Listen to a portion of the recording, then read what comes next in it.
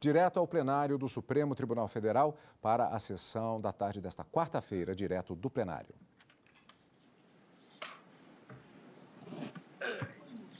Declaro aberta essa sessão ordinária do Supremo Tribunal Federal e passo a palavra à senhora secretária, que fará a leitura da ata da sessão anterior.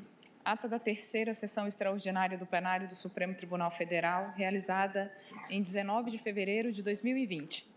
Presidência do senhor ministro Dias Toffoli, presentes à sessão os senhores ministros Marco Aurélio, Gilmar Mendes, Ricardo Lewandowski, Luiz Fux, Rosa Weber, Roberto Barroso, Edson Fachin e Alexandre de Moraes. Ausentes, justificadamente, a senhora ministra Carmen Lúcia e, por motivo de licença médica, o senhor ministro Celso de Mello.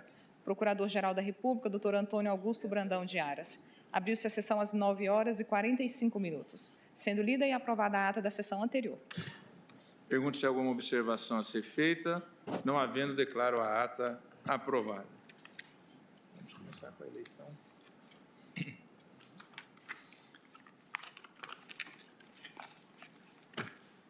Anuncio a Vossas Excelências que recebi ofício da senhora ministra Rosa Weber, presidente do Tribunal Superior Eleitoral.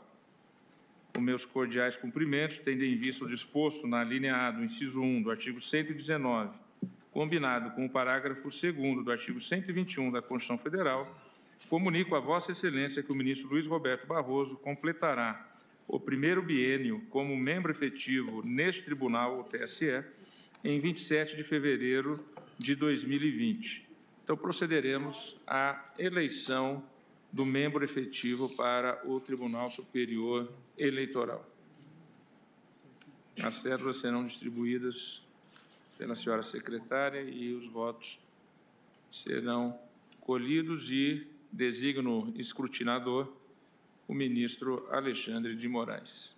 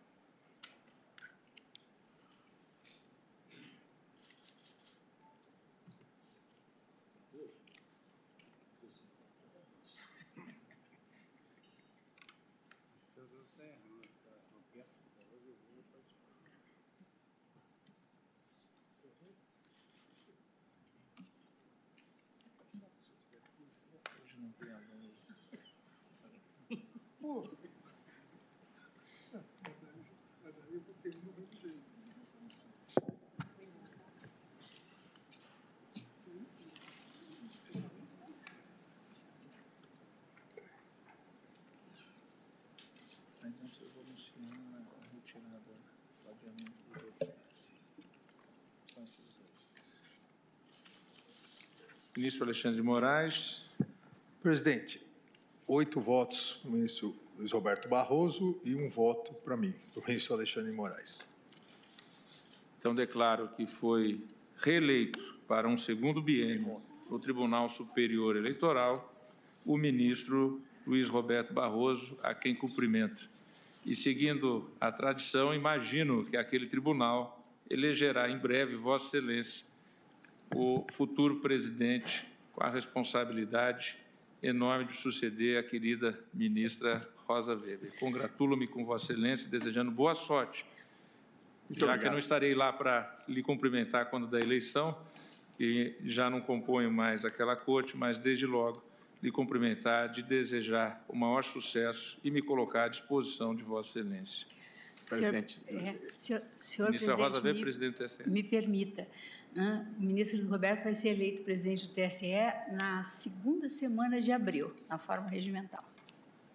Para nossa alegria. Presidente, eleição a gente nunca sabe, né? Mas essa que já se consumou, eu queria, uma vez mais, agradecer a confiança dos colegas e me comprometer a dar o melhor do meu esforço para promover eleições legítimas e limpas e honrar a tradição do TSE, que já vem de longe, de presidentes denodados que conseguem manter num jogo democrático, limpo e adequado, como nós temos conseguido até aqui nesses últimos 30 anos. De modo que agradeço de coração aos colegas a confiança e certamente irei conversar com Vossa Excelência, que presidiu eleições presidenciais com grande competência, e com a ministra Rosa eu converso regularmente.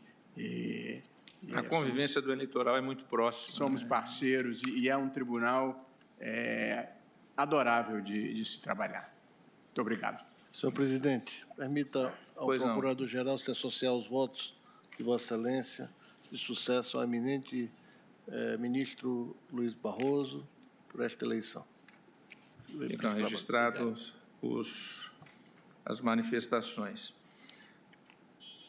Nós temos a continuidade do julgamento da ação direta cujas sustentações ocorreram na parte da manhã de relatoria do ministro Marco Aurélio e, posteriormente, daremos seguimento a um processo que o relator indicou adiamento, de relatoria do ministro Gilmar Mendes, após votos divergentes de Sua Excelência.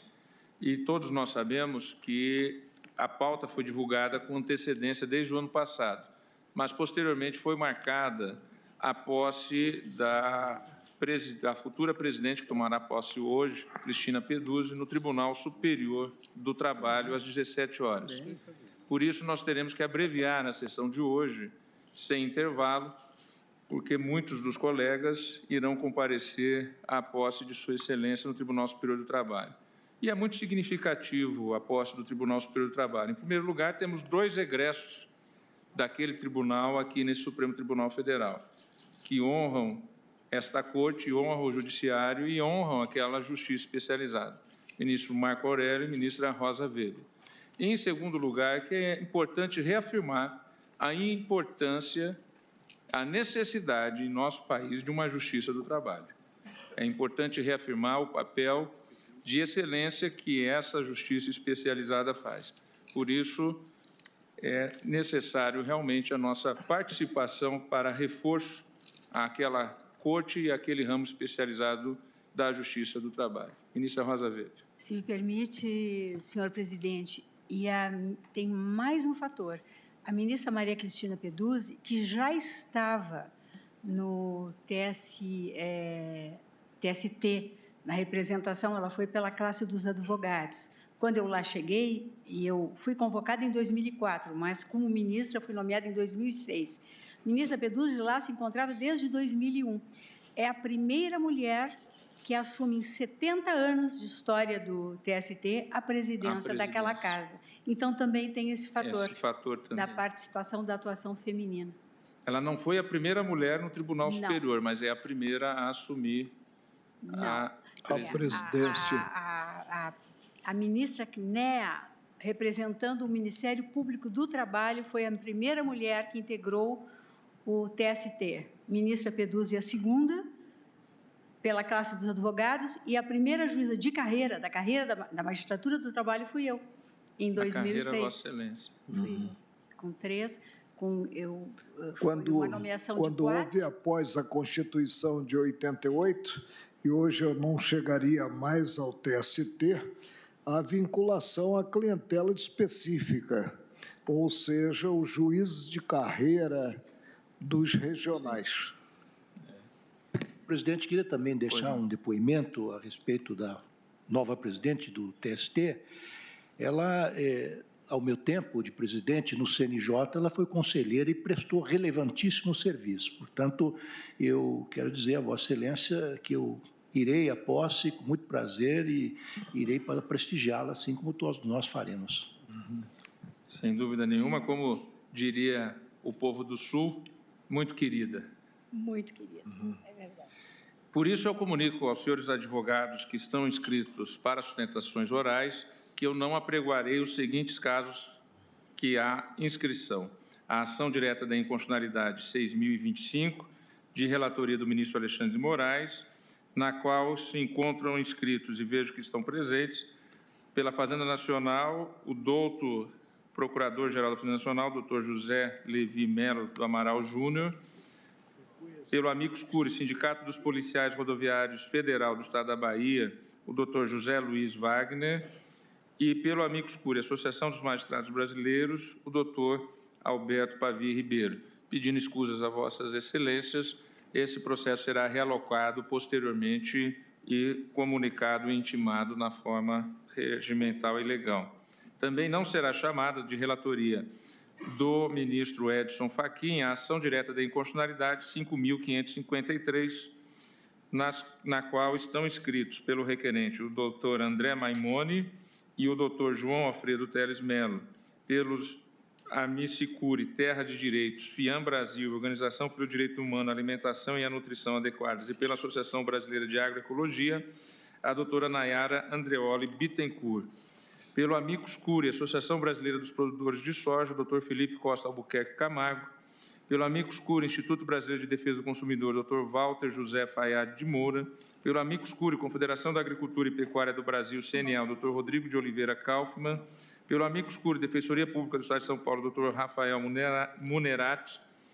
E pelo interessado, presidente da República, a doutora Isabel Vinchon, advogada da União. Pedindo escusas a vossas excelências que vieram à corte em razão da pauta publicada, mas pelas razões já justificadas, esses feitos, então, não serão chamados e serão realocados com as devidas intimações. Para a continuidade de julgamentos,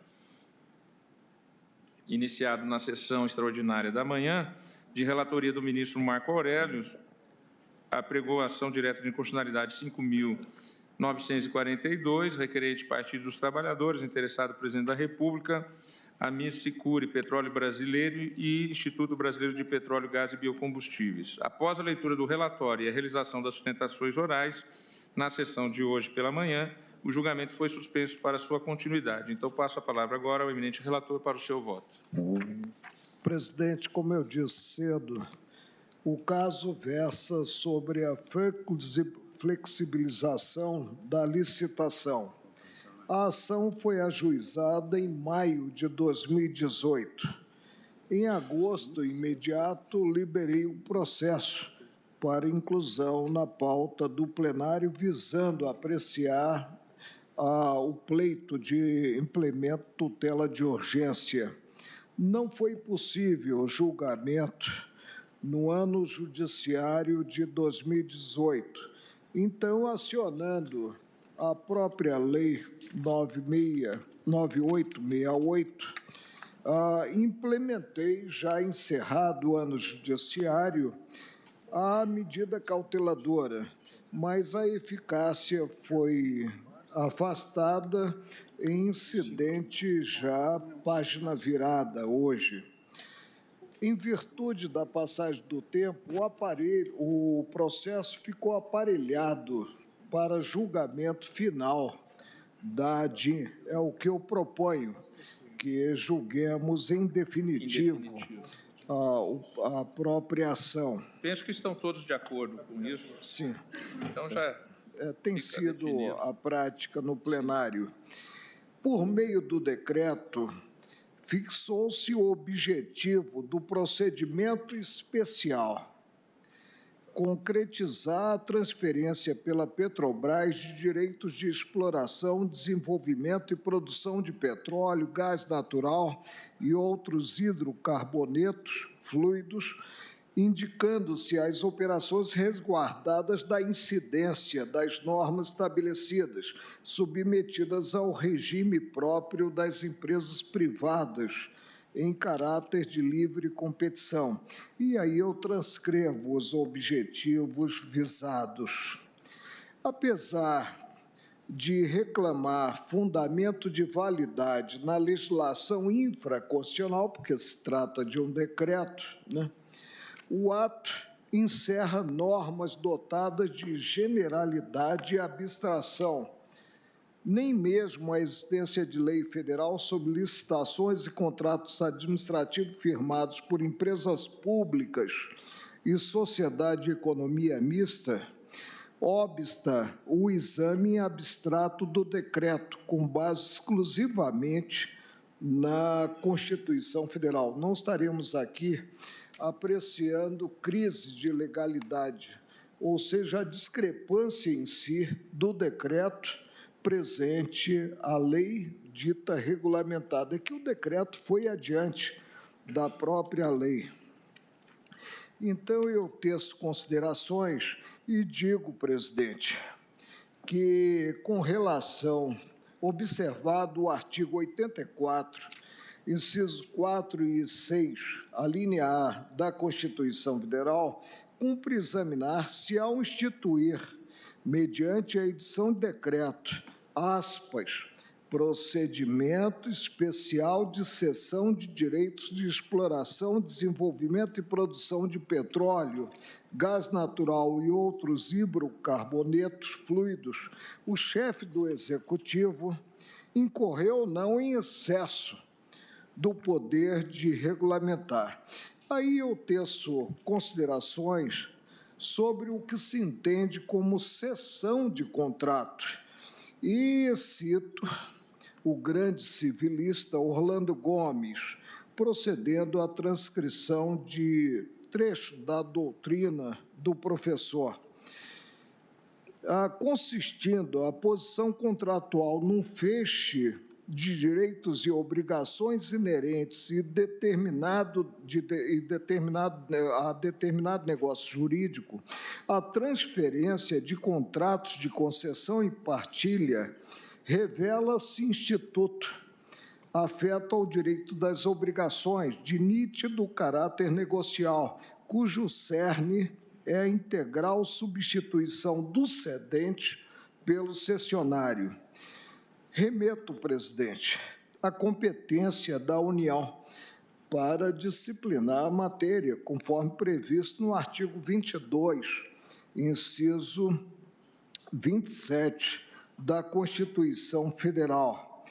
E cabe à União, mediante lei no sentido formal e material, a disciplina, ou seja, a fixação de regras gerais de licitação e contratação em todas as modalidades, a alcançarem a sociedade de economia mista, gênero do qual a Petrobras é espécie.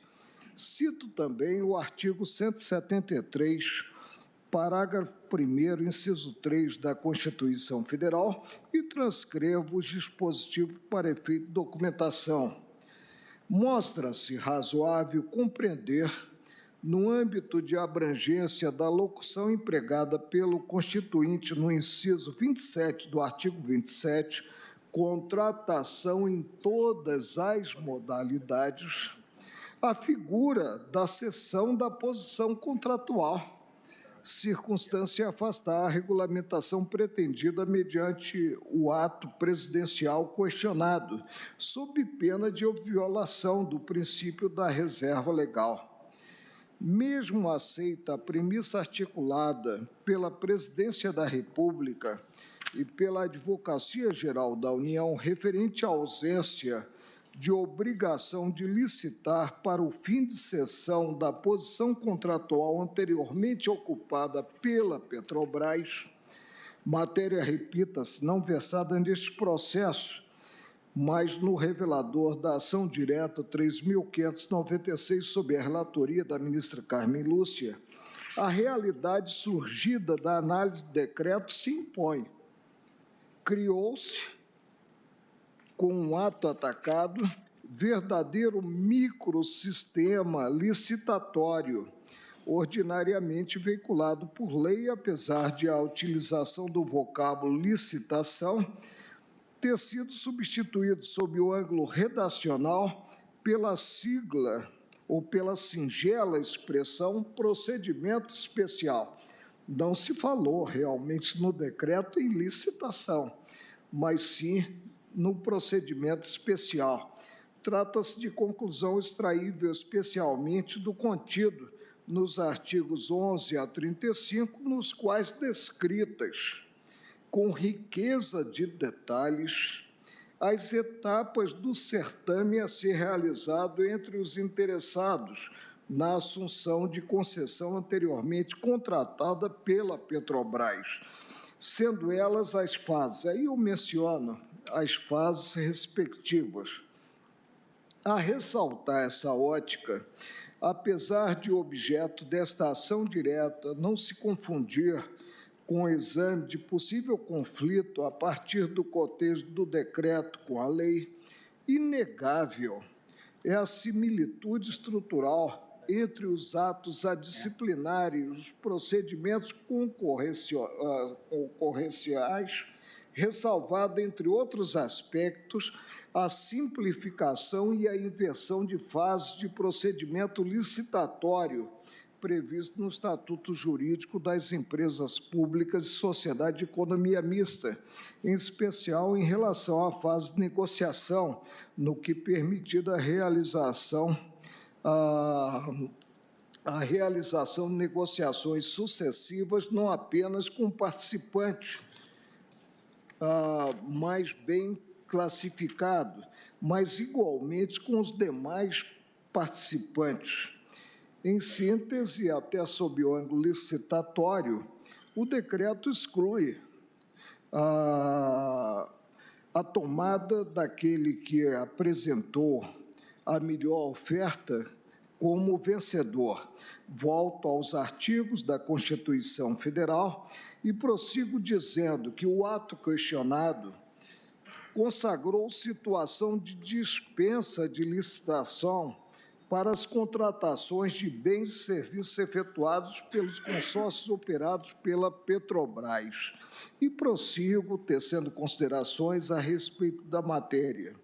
E digo que, sob o pretexto de disciplinar a cessão pela Petrobras de direitos de exploração, desenvolvimento e produção em campos de petróleo, o chefe do Executivo, mediante o decreto 9355, não se limitou a expedir regulamentação objetivando a fiel execução de preceitos contidos nas leis, ótica autorizar a glosa em sede objetiva do Supremo, guarda-maior da Constituição Federal.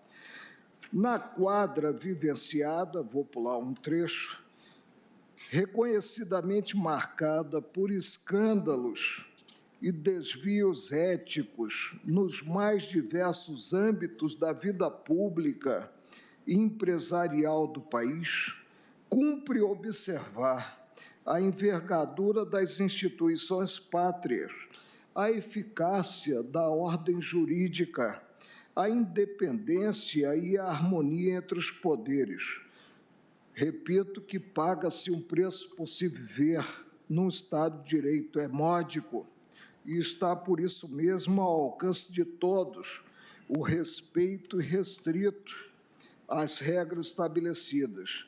Convertida a apreciação da medida cautelar em exame de mérito, admito a ação direta de inconstitucionalidade e julgo procedente, porque a rigor se afastou a Lei Federal de Licitações, mediante o decreto, julgo procedente o pedido para assentar a incompatibilidade com a Constituição Federal do Decreto 9355, de 25 de abril de 2018. É como voto, presidente, apontando que o decreto não é do atual governo, é do governo pretérito. O eminente relator julga procedente a ação direta. Como vota o ministro Luiz Presidente, eu acabei de aqui falar com o nosso colega ministro Alexandre Moraes, tenho um compromisso e pediria vênia para, se Sua Excelência anuísse, eu vou juntar voto depois, mas eu votaria sem problema, sinteticamente, no sentido de que já tive a oportunidade de enfrentar uma outra questão quando a Petrobras era regida por um decreto semelhante. O mercado de petróleo, óleo, gás é um mercado que tem suas especificidades. Eu até tive uma oportunidade, numa faixa etária da minha vida, de trabalhar na Shell, Brasil S.A. Petróleo, e conheço, digamos assim, essa sistemática que é completamente diferente do que uma licitação para comprar bens de consumo permanente de uma empresa. De sorte que eu peço todas as vênias, vou juntar voto, peço vênia ao ministro Marco Aurélio para divergir de Sua Excelência e agradecer ao ministro Alexandre a possibilidade de antecipar o voto. Então, Vossa Excelência julga improcedente. Vossa Excelência está acompanhando o ministro Alexandre Moraes. Não, eu trouxe voto pronto. Né? Mas porque o ministro Alexandre vai julgar improcedente, eu não sabia. O ministro Luiz Fux abre a divergência. Vossa Excelência tem compromisso, já havia avisado a presidência, fique à vontade. Como vota o ministro Alexandre de Moraes? Presidente, cumprimentando as sustentações orais que foram feitas anteriormente. Presidente, aqui, inicialmente, eu gostaria de, situando o objeto, fazer uma rápida observação sobre o cabimento ou não da ação direta de inconstitucionalidade.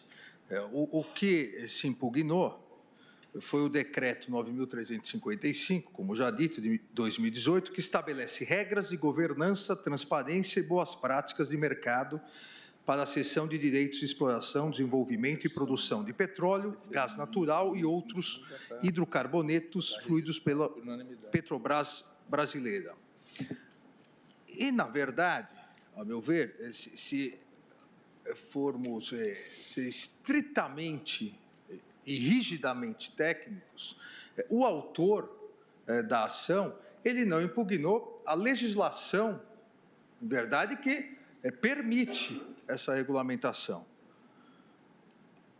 Nós temos duas leis, e vou citar posteriormente, a Lei 9478, de 97, no artigo 29, e a Lei 12.351, de 2010, o artigo 31, que abrem essa excepcionalidade, abrem essa possibilidade, que foi regulamentada pelo Decreto 9.355.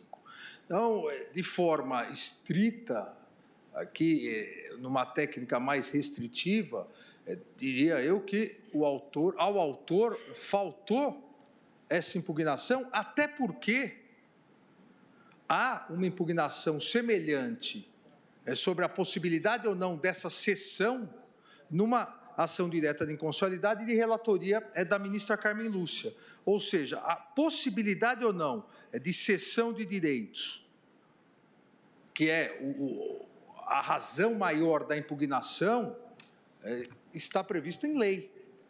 E essa lei vai ser tratada numa outra ação direta de inconstitucionalidade de relatoria, como disse, da ministra Carmen Lúcia. Ocorre que o ministro Marco Aurélio situou também o tema no extravasamento ou não do poder regulamentar. Então, com essa observação, mas para fins de se garantir já a segurança jurídica, se garantir o posicionamento do Supremo Tribunal Federal em relação ao tema, até evitando uma eventual nova ação direta, agora sim, em relação às duas leis citadas e ao decreto, faço essa observação de que, ao meu ver, faltou ao autor impugnar as duas leis que dão um embasamento legal para a regulamentação, mas vou tratar do mérito sob a ótica da existência ou não de extravasamento, de abuso, de desvio de finalidade no poder regulamentar da Presidência da República, que foi exatamente uma outra fundamentação do autor, que defende ter havido usurpação da competência do Congresso e sustenta a violação de diversos dispositivos constitucionais.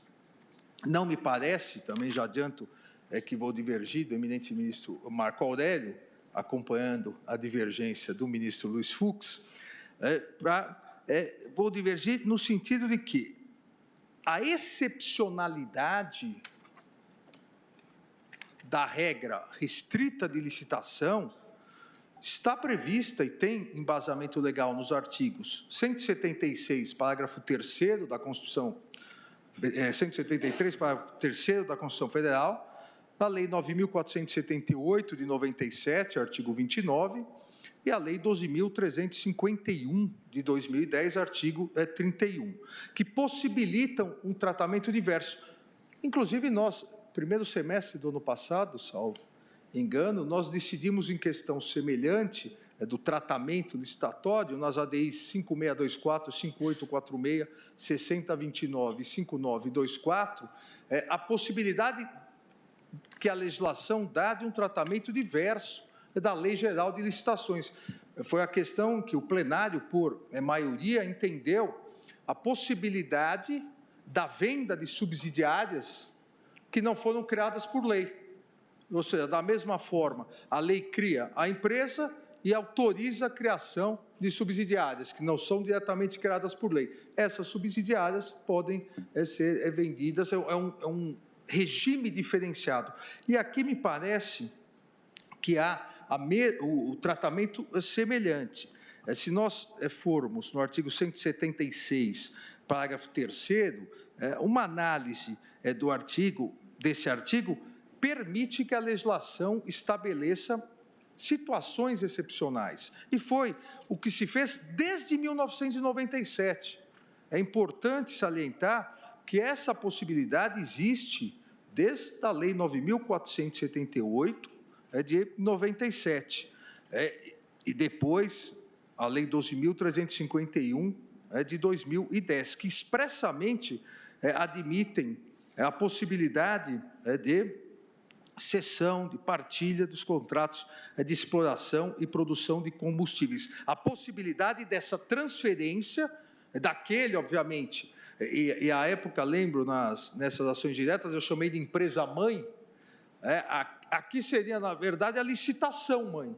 A primeira licitação, o processo originário de concessão ou de partilha, é feito por meio do procedimento geral licitatório. Agora, existe a possibilidade dessa cessão dos contratos de exploração, produção de combustíveis. Eles podem ser transferidos sem a necessidade de um novo procedimento licitatório. Obviamente, desde que observadas as condições estabelecidas na legislação citada, tanto no artigo 29 da Lei 9.478, quanto no artigo 31 da Lei 12.351, que deixo aqui de mencionar, mas consta no voto. O que fez o decreto 9.355? O decreto, ele não criou essa possibilidade. Não é o decreto 9.355 que criou a possibilidade de excepcionar o procedimento geral de licitação. Isso quem permite já é o artigo 176, parágrafo 3º da Constituição Federal. Da mesma forma, não foi o decreto que regulamentou as condições, os standards possíveis para essa cessão, possibilidade de cessão sem um novo procedimento licitatório. Isso foi feito com base nas duas leis já citadas. O que fez o decreto foi exatamente o que é possível, ao meu ver, com todas as vênias, as posições em contrário, o que é possível no âmbito da regulamentação do Poder Executivo. Regulamentou o procedimento de cessão de direitos de exploração. A cessão de direitos de exploração, ela é permitida pela Constituição, desde que haja a regulamentação legal. Ela foi permitida pelo artigo 29 da 9.478, pelo artigo 31 da 12.351, só que se entendeu por bem, e foi citado da tribuna pelo doutor André, advogado-geral da União, e também pelos amici curiae, se entendeu por bem para garantir a segurança jurídica, maior transparência, maior impessoalidade nessa excepcionalidade, se entendeu por bem regulamentar um procedimento que garantisse uma competitividade. Insisto novamente, antes desse decreto já era possível, não só era possível, como ocorria a cessão. O decreto, inclusive houve acórdão do Tribunal de Contas da União, indicando essa necessidade de uma melhor regulamentação, o decreto melhorou a governança no âmbito dessa matéria. Porque se não houvesse a lei, não houvesse o permissivo constitucional, obviamente aí nós teríamos um extravasamento do poder regulamentar. Não. O que fez o decreto, e aqui me parece a questão mais importante, o que fez o decreto foi regulamentar, garantir segurança jurídica, dar mais transparência e impessoalidade a algo que ocorria de 97, sempre ocorreu de 97 a 2018. Porque uma leitura mais apressada poderia indicar que só a partir de 2018 que a sessão foi permitida. Na verdade, desde 97, a partir de 2018, uma regulamentação mais restrita para garantir, como eu disse, a competitividade, para garantir a transparência, para garantir a impessoalidade, sem contudo, e aqui também é muito importante pela própria atividade e fim da Petrobras, sem afastá-la da competitividade do mundo privado, sob pena da Petrobras ter inúmeros prejuízos, mais do que historicamente já vem tendo. Qual foi, então, a razão e a finalidade da regulamentação? A razão foi que havia necessidade de uma regulamentação, porque o permissivo constitucional e legal indicava essa possibilidade. E a finalidade imediata foi o cumprimento de um acórdão do Tribunal de Contas da União. Imediata, exatamente o que já disse anteriormente, a questão de maior transparência, de maior impessoalidade.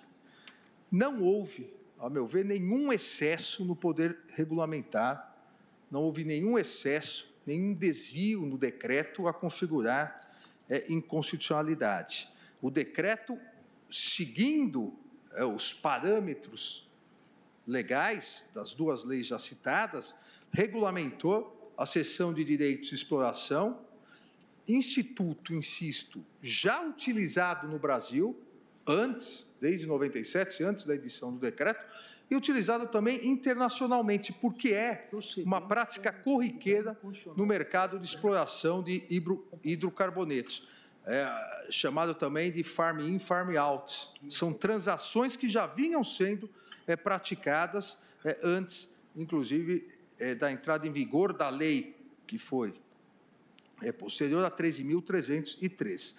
E por que isso? Porque já eram autorizadas, como também bem salientado pela Advocacia Geral da União, já eram autorizadas pela Lei 9.478 desde 97. Veja, presidente, a AGU juntou em seus memoriais os registros da Agência Nacional de Petróleo de 2001 a 2017, período anterior à edição do decreto, onde demonstra que foram realizadas 607 operações de cessões de direitos e concessões, ou que também envolveram cessão de direitos de exploração em todo o mercado brasileiro. Nesse mesmo período, a Petrobras, dessas 607 operações de cessão, com base na legislação de 97, a Petrobras realizou 27 operações dessa natureza, interagindo com diversos agentes privados. Ou seja, não foi o decreto que criou isso. Não foi o início dessa criação, dessa operação Farm-in, Farm-out, em 2018. O decreto veio para, eu diria até, como norma de governança, moralizar, para dar uma segurança jurídica maior, uma impessoalidade maior ao que já vinha ocorrendo com base na lei. Exatamente por isso que, ao meu ver, faltou, como disse, essa impugnação por parte impugnação da lei legislativa por parte do autor.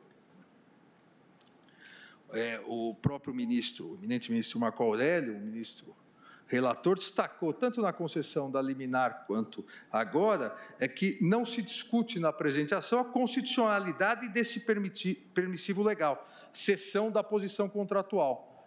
Olha, então, nós partimos da Constituição, artigo 173, que admite, da legislação que admite, então somente houve, a meu ver, uma regulamentação a favor do interesse público. O próprio Tribunal de Contas recomendou, após a análise de todas essas operações, recomendou à Presidência da República a edição de normas que regulamentassem alienações e desinvestimentos também no âmbito da Petrobras.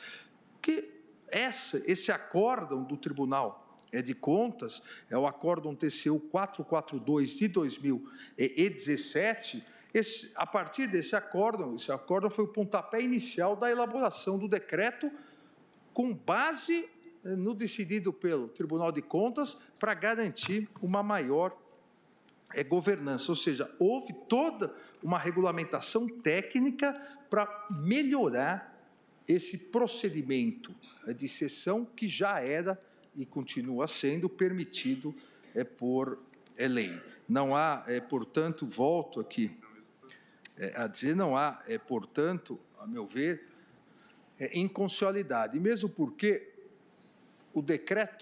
os decretos presidenciais de regulamentação, previsto no artigo 84 da Constituição Federal, esses decretos não podem criar novos direitos, novas obrigações, mas esses decretos também não se limitam a repetir o texto legal, senão seriam absolutamente inúteis. Toda a doutrina administrativista demonstra e mostra que os decretos editados pelo poder público, pelo poder executivo, aqui no caso, pelo presidente da República, eles têm uma finalidade específica, que é tornar mais efetivo o cumprimento da lei.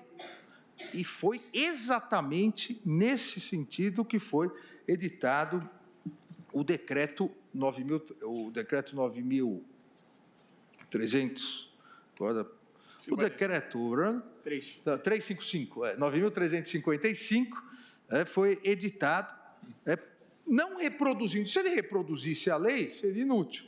O artigo 29 e 31 da legislação já citada precisavam de uma regulamentação, de uma especificação de melhor governança, mais transparência, mais impessoalidade. E foi exatamente isso que fez, regulamentando as operações de cessão de concessões, partilhas, com fundamento na lei. São negócios jurídicos vinculados à atividade fim da Petrobras na exploração da atividade econômica. Não é possível retirar essa possibilidade, que é uma possibilidade excepcional,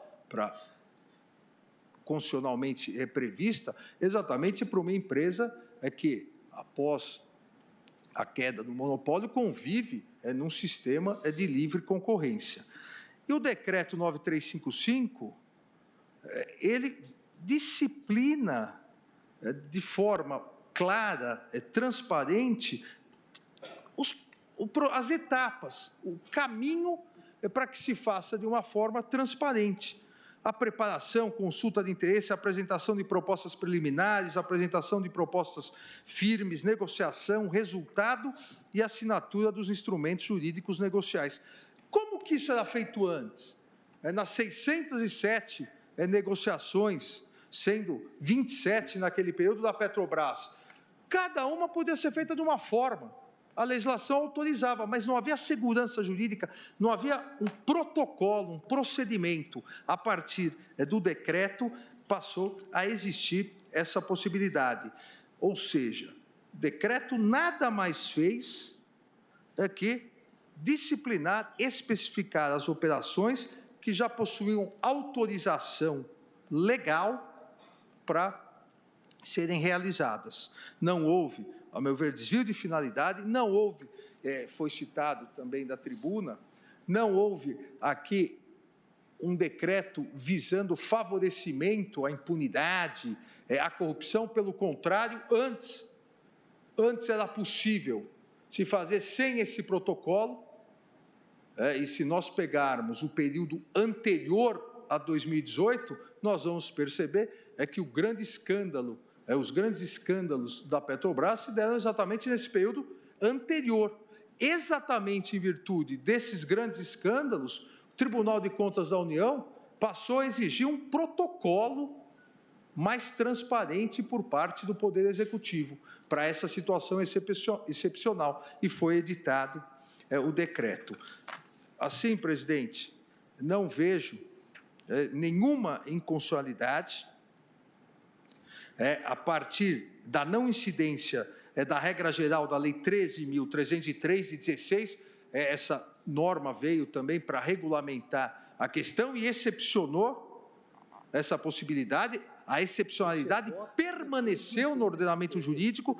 O artigo 29 da 9478 de 97 e o artigo 31 da 12.351 de 2010 continuaram a ter vigência, possibilitando a regulamentação por parte do decreto. Em conclusão, presidente, pedindo todas as vênias ao eminente ministro Marco Aurélio, julgo improcedente a ação direta de inconstitucionalidade. Ministro Alexandre de Moraes também diverge do relator, julga improcedente. Como vota, ministro Luiz Edson Fachin? Senhor presidente, eminentes pares, cumprimento por igual as sustentações orais que assomaram à tribuna e, bem assim, de modo especial, o eminente ministro Marco Aurélio, relator desta ação direta de inconstitucionalidade 5942, cujo mérito estamos, nesse momento, a apreciar, e os votos divergentes já manifestados pelos eminentes ministros Luiz Fux e agora, no voto que me inudentou, o ministro Alexandre de Moraes.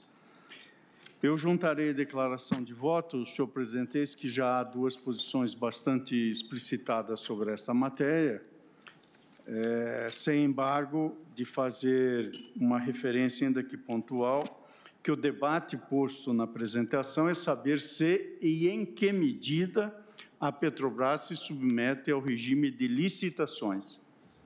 E é evidente que estamos a tratar apenas de uma parcela do universo mais amplo de contratações que a Petrobras realiza, vale dizer, cessões e transferências de direito de exploração, desenvolvimento e produção de petróleo, gás e outros hidrocarbonetos fluidos. Pois bem, vários argumentos restaram aqui já suscitados e explicitados, quer por Sua Excelência, eminente ministro relator, quer agora no voto do ministro Alexandre de Moraes.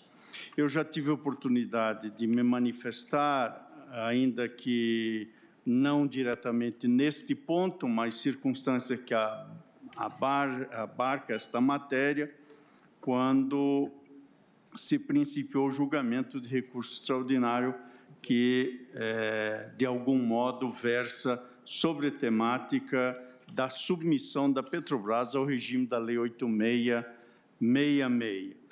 Pois bem, senhor presidente, eminentes pares, em primeiro lugar, para apenas sumariar a posição que trago, de saída, peço vênia divergência para anotar que estou acompanhando Sua Excelência, eminente ministro relator, na linha, aliás, do que já votei, por alguns argumentos. Em primeiro lugar, porque, com toda a vênia, o argumento que se traz à colação quanto ao acordo do Tribunal de Contas da União, é preciso ter presente que as decisões do Tribunal de Contas da União sobre essa matéria, em meu modo de ver, não se deram porque entendia dispensável o procedimento de licitação, mas sim porque havia decisões liminares deste Supremo Tribunal Federal na direção de afastar a observância das regras de licitação.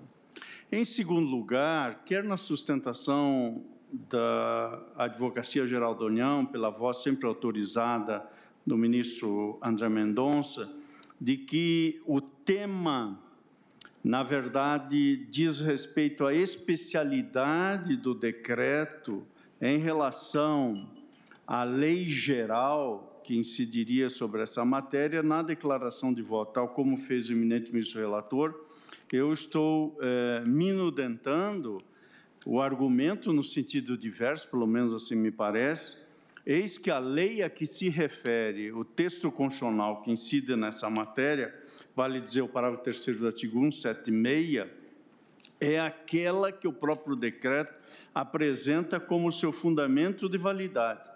Por isso, trata-se de norma que, em tese, regulamenta o procedimento legal de cessão de direitos, seja por meio da transferência, que alude ao artigo 29 da Lei 9478, seja pela cessão de direitos de contrato de partilha, que se refere o artigo 31 da Lei 12.351. É por isso, e desta forma, que a Advocacia Geral da União e as demais sustentações nessa linha alegam que se trata de norma especial relativamente à chamada Lei das Estatais, a Lei 13.303. Entendo, com a devida vênia, que a míngua de uma expressa autorização legal não há como excepcionar do regime constitucional de licitação a transferência de contrato celebrado pela Petrobras ou suas consorciadas. Entendo que, nos termos constitucionais, essa é a direção que garante transparência reclamada pelo princípio republicano, o que me parece desautorizar a interpretação que admita contratações das sociedades de economia mista que possam dispensar o procedimento licitatório. E, por último, senhor presidente, só para arrematar e não me estender, contrariando o que houvera dito, é isso que estou acompanhando, Sua Excelência, ministro relator, mas apenas para contrapor a visão distinta e respeitável da divergência, cito a doutrina de administrativistas de escola, dentre eles o professor Marçal Justin Filho, para reconhecer que, efetivamente, há condições específicas de pessoas jurídicas, empresas estatais, que, como sociedades de economia mista, operam nesse campo relevantíssimo e importante que antes já me referi. Agora, o que não se pode esquecer é que essa sociedade de economia mista deve ter em mira o interesse público. E, portanto, é disso que se trata. Por isso, aí há, no que vejo, uma conjugação de regimes jurídicos. Vale dizer, de direito privado, no que concerne à regulação das sociedades de economia mista que exercem atividade econômica, mas com a necessária reserva de princípios de direito público, nomeadamente aqueles que estão na Constituição, no caput do artigo 37. Por isso, senhor presidente, esse decreto 9335/2018 excepciona a lei, meu modo de ver, prevê um procedimento especial de cessão de direitos de exploração, desenvolvimento e produção de petróleo que contraria nitidamente a norma constitucionalmente fixada para reger as contratações. Por isso, acompanho integralmente o eminente ministro relator, com toda a vênia a divergência que aqui já foi manifestada. Agradeço, ministro Luiz Edson Fachin. Ministro Luiz Roberto Barroso, como vota?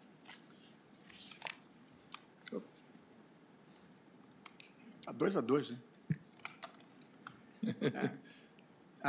Presidente. Com viés de 3-3. Ou não? Aqui todo mundo é adivinho, ministro Rosa. 4-4 depois. Depois 4-4. Pois então, presidente,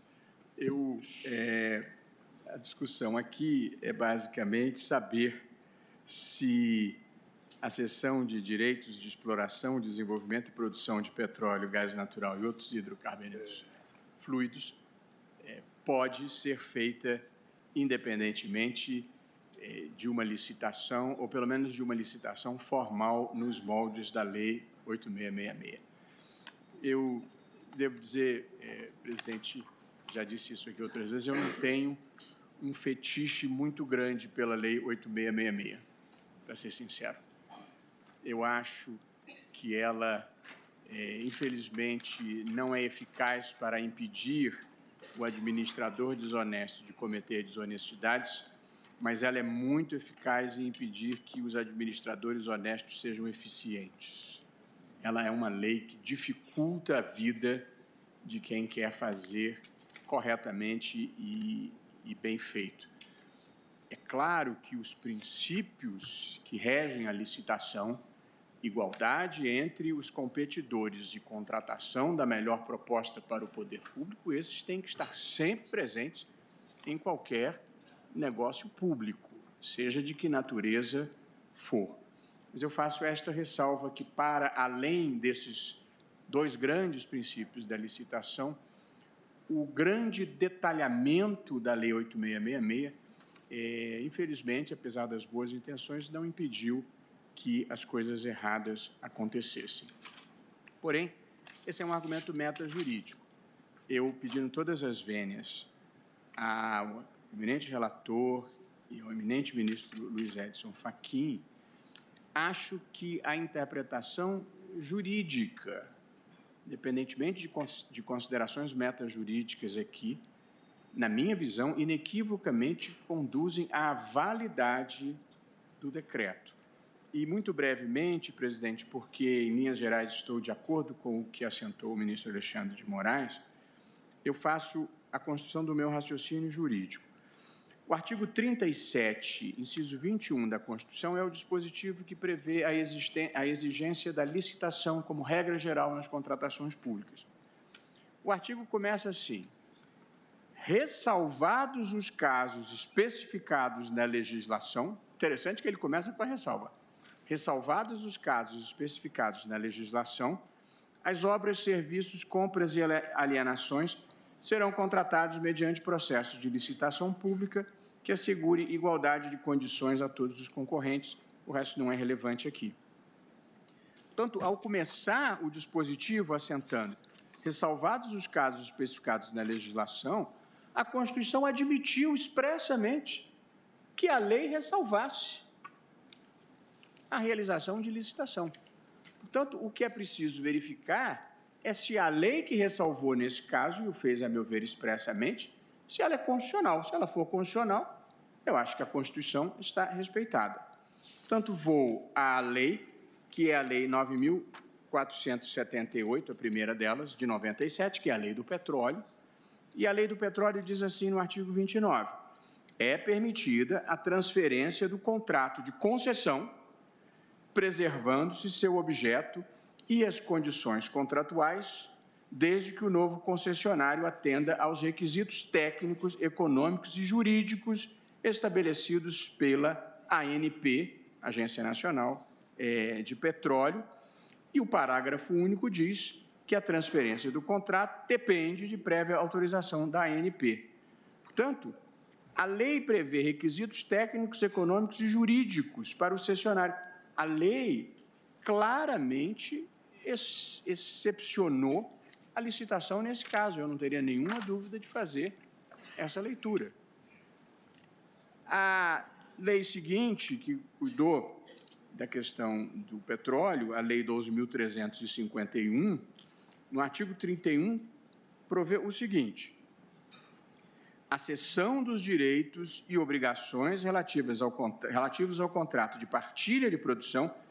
Nós tínhamos a lei do petróleo, que previa o modelo de concessão, e depois veio essa lei, a 12.351, que previa o modelo de partilha.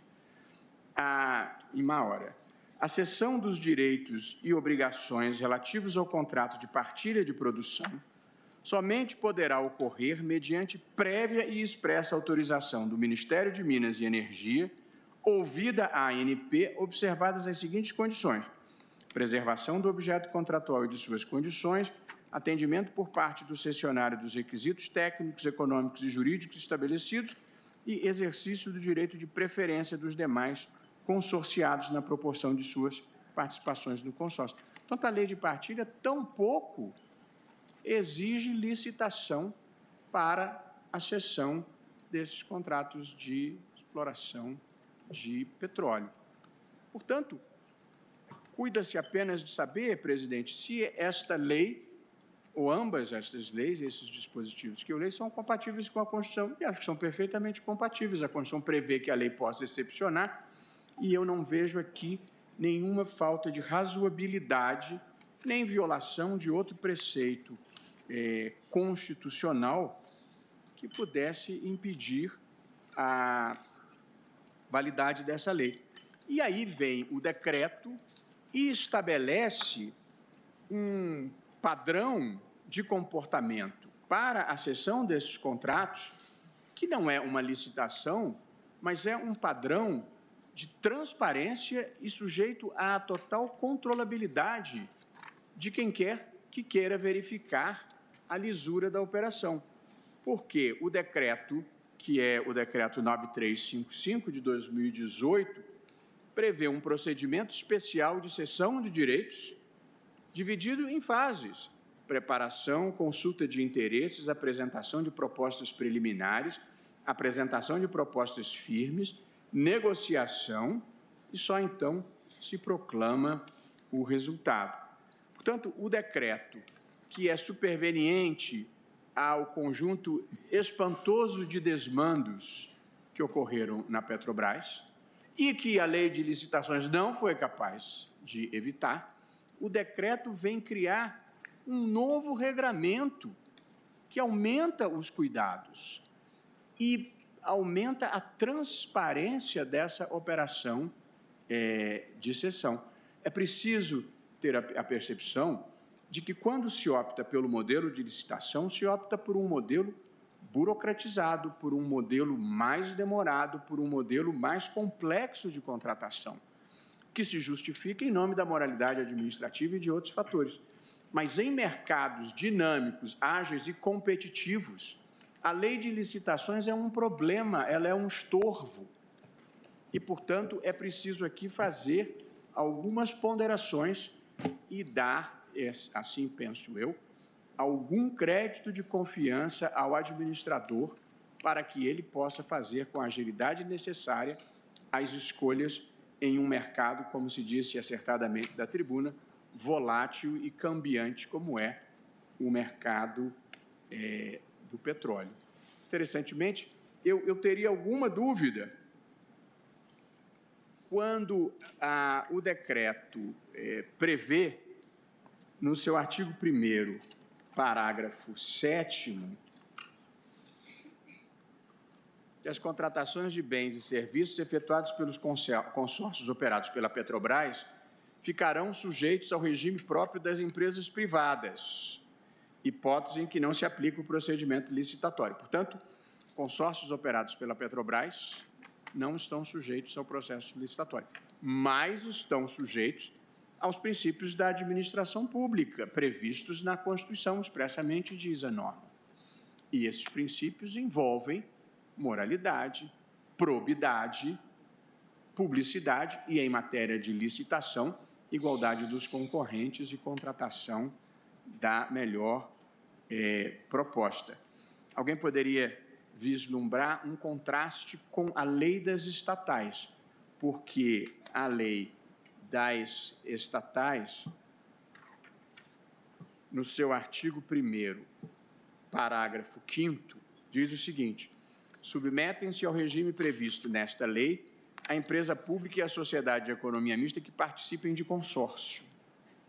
Portanto, aqui há uma aparente incompatibilidade. Porém, ainda aqui, presidente, eu considero que a lei que disciplina especificamente o contrato de cessão de exploração de petróleo é lei especial em relação à lei geral das estatais e, portanto, eu também aqui estou aceitando a validade do decreto. Esse dispositivo poderia suscitar alguma dúvida que eu estou superando dessa forma, mas a exceção da regra geral da licitação pela legislação e o fato de que o decreto aqui impugnado, na verdade, cria cautelas para além do previsto na lei, na proteção do interesse público, me levam a pedir todas as vênias a um entendimento divergente para julgar improcedente o pedido. Eu devo dizer que eu estou indo ao mérito porque o eminente relator foi diretamente ao mérito, a divergência foi diretamente ao mérito e, portanto, talvez ache bom, para a segurança jurídica desse tipo de relação, nós resolvermos esse problema. Porque, em rigor técnico, eu acho que a hipótese é de não conhecimento, porque este é um decreto regulamentar e não foram impugnadas as leis que, a meu ver, excepcionaram a regra da licitação. Mas aqui eu acho que sacrificamos um pouco a tecnicalidade em favor da segurança jurídica, uma matéria que é importante. Com esses fundamentos, presidente, eu estou julgando improcedente o pedido, acompanhando a divergência. Agradeço, ministro Luiz Roberto. Ministra Rosa Weber.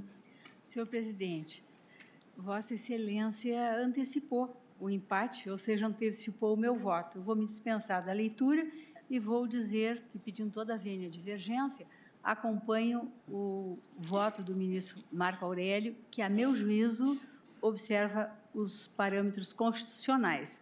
Farei juntada do voto escrito, né, e observando, então, essa metodologia e considerando que vou ter, depois que me retirar, voto assim, senhor presidente. Agradeço a objetividade de Vossa Excelência e a colaboração com o andamento sempre dos trabalhos.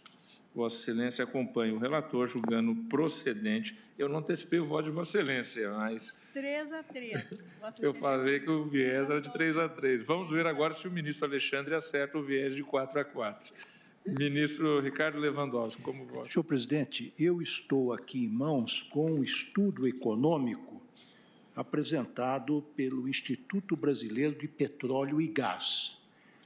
Os valores que esse instituto, idôneo, conhecido no mercado pela sua seriedade, este instituto mostra que os investimentos nesta área deste ano, na verdade, o ano passado, 2019, até o ano de 2030, os investimentos nesse setor montam a quase $1 trilhão, senhor presidente. É muito dinheiro. São quantias que poucos de nós podemos imaginar. O montante, ou mesmo a aplicação deste volume de dinheiro. Então, senhor presidente, eu diria, até por razões práticas, a mim me parece extremamente temerário que se possa dispensar por decreto a exigência constitucional de licitação para alienar bens desse setor estratégico, absolutamente importante para a soberania nacional. Nós sabemos, inclusive, senhor presidente, aqueles que se dedicam ao estudo da história, quantas guerras mundiais foram deflagradas em razão do petróleo, da dominação das áreas petrolíferas, da exploração de petróleo e gás, xisto, etc. Primeira Guerra Mundial, Segunda Guerra Mundial, agora as guerras do Oriente Médio. O que está dito aqui com todas as letras, no parecer do Ministério Público Federal, fiscal da lei, fiscal da aplicação escorreita da Constituição, e agora também, de forma muito bem veiculada pelo eminente relator, ministro Marco Aurélio, e ofende a mais não poder esse decreto a exigência de licitação prevista no artigo 37 da Constituição. Quer dizer, a guisa de regulamentar as regras de governança, transparência e boas práticas de mercado previstas na Lei 9.478, de 97, da Lei 12.351, de 2010, o senhor presidente da República foi além, acabou criando um processo licitatório, entre aspas, data vênia, totalmente flexível, para atender, não sei que demandas, e, de qualquer maneira, a meu ver, ferindo frontalmente o que se dispõe na Constituição. Então, senhor presidente, eu acompanho o eminente ministro relator, acompanho o ministro Fachin, agora também a ministra Rosa Weber, e saúdo, enfim, o cuidado que teve o relator, como sempre, de examinar essa matéria desta feita, valendo-se também, como eu me valho, do escorreito parecer do Ministério Público Federal, senhor Procurador-Geral da República. Como voto, senhor presidente? Agradeço o ministro Ricardo Lewandowski. Como voto o ministro Gilmar Mendes? Presidente, eu vou pedir vênia ao relator e encaminhar o voto no sentido da divergência. O ministro Gilmar Mendes julga improcedente. Chegamos ao 4-4. O meu voto, portanto, ele é indiferente para o final do julgamento, porque nas ações de controle concentrado temos que ter os 6 votos e há 2 colegas que estão ausentes por razões de saúde. Por isso, eu vou pedir vista dos autos. Proclamo que, após os votos do relator julgando procedente a ação, no que foi acompanhado pelo ministro Luiz Edson Fachin, pela ministra Rosa Weber e pelo ministro Ricardo Lewandowski, e dos votos que julgavam improcedente a ação a partir do ministro Luiz Fux, ministro Alexandre de Moraes, ministro Luiz Roberto Barroso e ministro Gilmar Mendes, pediu vista o ministro Dias Toffoli.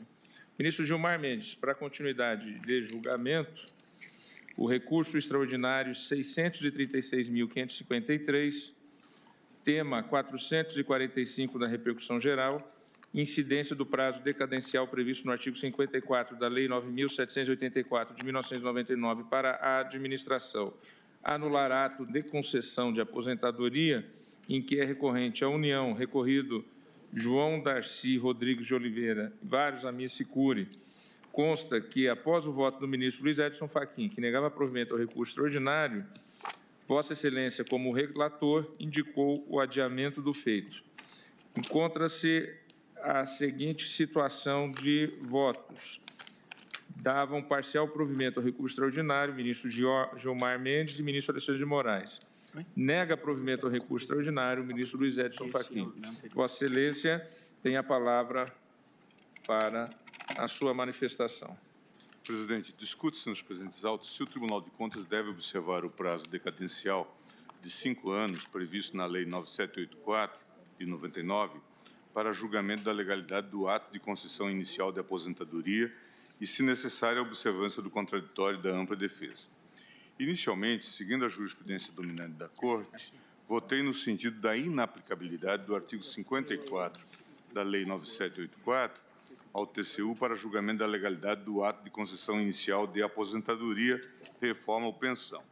Consignei ainda que, caso ultrapassados mais de 5 anos do recebimento pela Corte de Contas do referido procedimento, sem que tenha havido a apreciação de sua legalidade, deveria ser assegurado aos interessados o uso das garantias constitucionais do contraditório e da ampla defesa. Na ocasião, o ministro Alexandre de Moraes acompanhou o meu voto.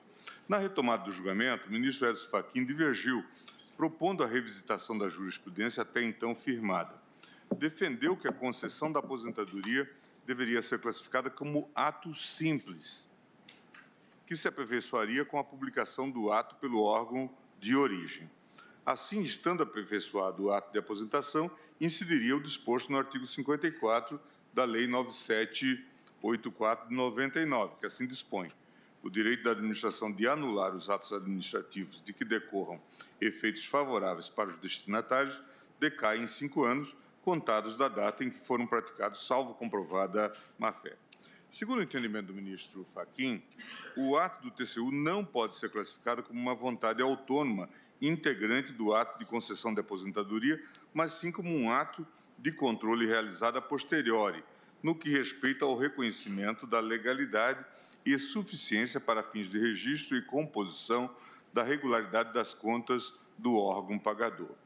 Por fim, consignou que, ainda que se considerasse a aposentadoria como ato complexo, seria necessária a incidência do prazo de 5 anos para a revisão do ato com fundamento no princípio da segurança jurídica e da confiança legítima. Tendo em vista as ponderações trazidas pelo ministro Edson Fachin e a delicadeza da questão envolvida, pedi adiamento do julgamento para reanalisar a questão. Após uma acurada reflexão sobre o assunto e levando em consideração as ponderações suscitadas durante o julgamento, bem como os reflexos e implicações que tais alterações poderiam trazer, parece-me que, de fato, seja o caso do Tribunal revisitar parcialmente o tema. Como bem lembrado pelo ministro Edson Fachin, desde 1957, o Supremo tem se posicionado no sentido de que o ato de concessão de aposentadoria teria natureza de ato complexo, segundo o qual seria necessária a conjugação da vontade do órgão de origem e do Tribunal de Contas para que o ato se tornasse perfeito. Por esse motivo, após a edição da Lei 9784, firmou-se o entendimento de que seu artigo 54 não poderia ser aplicado durante o período que medeia entre a publicação do ato de aposentadoria pelo órgão de origem e a apreciação de sua legalidade pelo TCU, haja vista ainda inexistir ato acabado. Quanto a esse ponto, entendo que merece ser mantida a jurisprudência há muito firmada, no sentido de que a concessão de aposentadoria ou pensão constitui ato complexo que somente se aperfeiçoa após o julgamento de sua legalidade pelo Tribunal de Contas. Nesses termos, por constituir exercício da competência constitucional, artigo 71.3, tal ato ocorre sem a participação dos interessados e, portanto, sem a observância do contraditório e da ampla defesa. Nesse sentido, cito o teor da súmula 3. Nos processos perante o Tribunal de Contas da União, asseguram-se o contraditório e a ampla defesa quando da decisão puder resultar anulação ou revogação de ato administrativo que beneficie o interessado, excetuada a apreciação da legalidade do ato de concessão inicial de aposentadoria, reforma e pensão. Sobre isso até a ministra Rosa chamava atenção na sessão passada. Todavia, em diversas oportunidades, manifestei minha preocupação com a alteração de situações já aparentemente consolidadas pelo tempo à luz do princípio da segurança jurídica e da confiança legítima, bem como da necessidade da estabilização das relações jurídicas, seja em favor da administração ou em favor do administrado. Assim, apesar de entender pela inaplicabilidade direta do artigo 54 da Lei 9784, antes do julgamento da legalidade do ato de aposentação pelo TCU, é inegável a necessidade de observar o princípio da segurança jurídica em caso. A propósito do direito comparado, vale ainda trazer à colação clássico estudo de Almiro do Couto e Silva sobre a aplicação do princípio da segurança jurídica, segundo o qual a faculdade que tem o poder público de anular seus próprios atos tem limite não apenas nos direitos subjetivos regularmente gerados, mas também no interesse em proteger a boa-fé e a confiança, Treue und Glauben, dos administrados. E aí eu transcrevo o trecho da manifestação do professor Almiro do Couto e Silva, que foi, salvo o melhor juízo, o inspirador e talvez autor do artigo 54 da Lei 9784. É interessante seguir os passos dessa evolução, dizia o eminente mestre gaúcho. O ponto inicial da trajetória está na opinião amplamente divulgada na literatura jurídica de expressão alemã do início do século de que, embora inexistente na órbita da administração pública, o princípio da res iudicata, a faculdade que tem o poder público de anular seus próprios atos, tem limite, não apenas nos direitos subjetivos regularmente gerados, mas também no interesse em proteger a boa-fé e a confiança. E citava depois o professor Otto Barhoff para dizer: embora do confronto entre os princípios da legalidade da administração e o da segurança jurídica resulte que, fora dos casos de dolo, culpa, etc., o anulamento com eficácia ex nunc é sempre inaceitável e o com eficácia ex nunc é admitido quando predominante o interesse público no restabelecimento da ordem jurídica ferida, é absolutamente defeso o anulamento quando se trata de atos administrativos que concedam prestações em dinheiro, que se exauram de uma só vez ou que se apresentem em caráter duradouro, como os de índole social, subvenções, pensões ou proventos de aposentadoria. E o eminente mestre depois se referia ao direito francês, rememorando o clássico Affaire Dame Cachet. Bem mais simples, apresenta-se a solução dos conflitos entre o princípio da legalidade da administração e o da segurança jurídica no direito francês. E aí citava este caso para dizer que, de uma parte, a revogação dos atos administrativos não cabia quando existissem direitos subjetivos deles provenientes e, de outra, de que os atos maculados de nulidade só poderiam ter seu anulamento decretado pela administração pública no prazo de 2 meses, que era o mesmo prazo concedido aos particulares para postularem recurso contencioso de anulação à invalidade dos atos administrativos. Na mesma linha do professor Couto e Silva, também seguia Reale. E o professor Couto e Silva citava: Miguel Reale é o único dos nossos autores que analisa com profundidade o tema no seu mencionado Revogação e Anulamento do Ato Administrativo, em capítulo que tem por título Nulidade e Temporalidade. Depois de salientar que o tempo transcorrido pode gerar situações de fato equiparáveis às situações jurídicas, não obstante a nulidade que originariamente as comprometia, diz ele que é mister distinguir duas hipóteses: a deconvalidação ou sanatória do ato nulo e anulável, a perda pela administração do benefício da declaração unilateral de nulidade. Eu cito depois Laren sobre este assunto e digo o seguinte, presidente, caminhando-me para a conclusão. Na Alemanha, contribuiu decisivamente para a superação da regra da livre revogação dos atos administrativos ilícitos uma decisão do Tribunal Administrativo de Berlim proferida em 14 de 11 de 56, posteriormente confirmada pelo Tribunal Administrativo Federal. Cuidava-se de ação proposta por viúva de funcionário público que vivia na Alemanha Oriental. Informada pelo responsável pela administração de Berlim de que teria direito a uma pensão desde que tivesse o seu domicílio fixado em Berlim Ocidental, a interessada mudou-se para a cidade. A pensão foi-lhe concedida.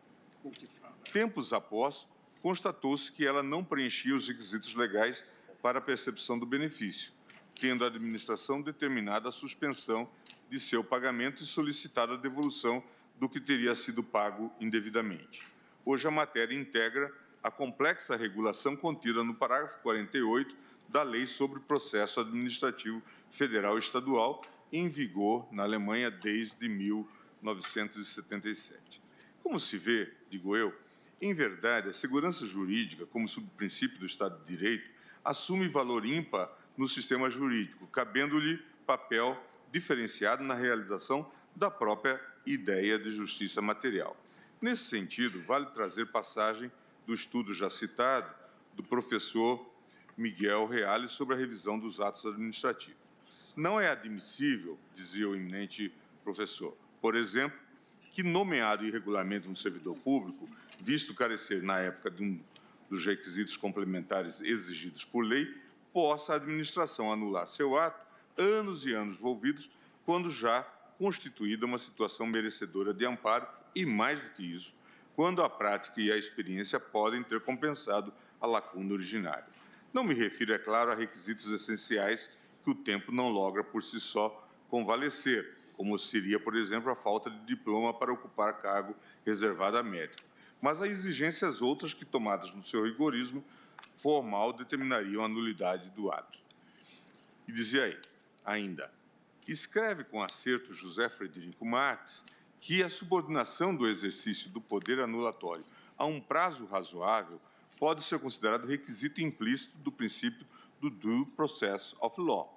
Tal princípio, em verdade, não é válido apenas no sistema do direito norte-americano, do qual é uma das peças basilares, mas é extensível a todos os ordenamentos jurídicos, visto como corresponde a uma tripla exigência de regularidade normativa, de economia de meios e forma e de adequação à tipicidade fática. Não obstante a falta de termo, que em nossa linguagem rigorosamente lhe corresponda, poderíamos traduzir due process of law por devida atualização do direito, ficando entendido que haverá infração desse ditame fundamental toda vez que, na prática do ato administrativo, por preterido algum dos momentos essenciais à sua ocorrência, porém destruídas sem motivo plausível, situações de fato cuja continuidade seja economicamente aconselhável, ou se a decisão não corresponder ao complexo de notas distintivas da realidade social tipicamente configurada em lei.